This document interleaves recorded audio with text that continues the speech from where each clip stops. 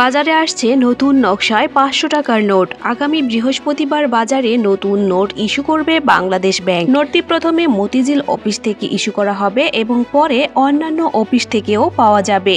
মঙ্গলবার বাংলাদেশ ব্যাংক এসব তথ্য জানিয়েছে। নতুন 500 টাকার নোটের সামনে রয়েছে কেন্দ্রীয় শহীদ মিনারের ছবি এবং মাঝখানে পাতা ও কলিসহ জাতীয় ফুল শাপলা। আর নোটের পেছনে রাখা হয়েছে বাংলাদেশ সুপ্রিম কোর্টের ছবি। নোটে জলছাপ হিসেবে ব্যবহার করা হয়েছে রয়্যাল বেঙ্গল টাইগারের মুখ, যার নিচে ইলেকট্রো টাইপের 500 এবং বাংলাদেশ ব্যাংকের মনোগ্রাম দেখা যাবে।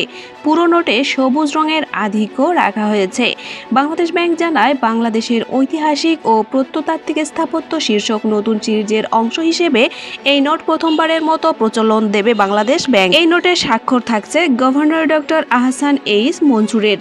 নতুন সিরিজে 1000, 500, 200, 100, 50, 20, 10, 5 ও 2 টাকার নোট মুদ্রণের পরিকল্পনা নেওয়া হয়েছে। এর মধ্যে ইতিমধ্যে 1000, 100, 500, 50 ও 20 টাকার নোট বাজারে এসেছে। নোটটিতে নিরাপত্তার জন্য মোট 10 ধরনের বিশেষ বৈশিষ্ট্য সংযোজন করা হয়েছে। এর মধ্যে রয়েছে রং পরিবর্তনশীল কালি, যার নোট নাড়ালে ডান পাশের 500 লেখাটি সবুজ থেকে নীল রঙে পরিবর্তিত হয়। আবার নোটটিতে লাল ও স্বর্ণালী রঙের পেঁচানো নিরাপত্তা সুতা রয়েছে, যা আলোতে ধরলে 500 টাকা লেখা দেখা যাবে। পাশাপাশি দৃষ্টি প্রতিবন্ধীদের জন্য নোটের ডান দিকের নিচে 5টি উচ্চবৃত্ত যুক্ত করা হয়েছে। নোটের শহীদ মিনার, মূল্যমান সহ কিছু অংশ ইন্টাগ্লিও প্রিন্টে করা, যা স্পর্শে উঁচু মনে হবে। এছাড়া নোটে গোপনে 500 লেখা রয়েছে, যা নির্দিষ্ট কোণে ধরলে স্পষ্ট দেখা যায়। নোটের কাগজে লাল, নীল ও সবুজ তথ্য যোগ করা হয়েছে, যা বিশেষ আলোতে দৃশ্যমান হয়।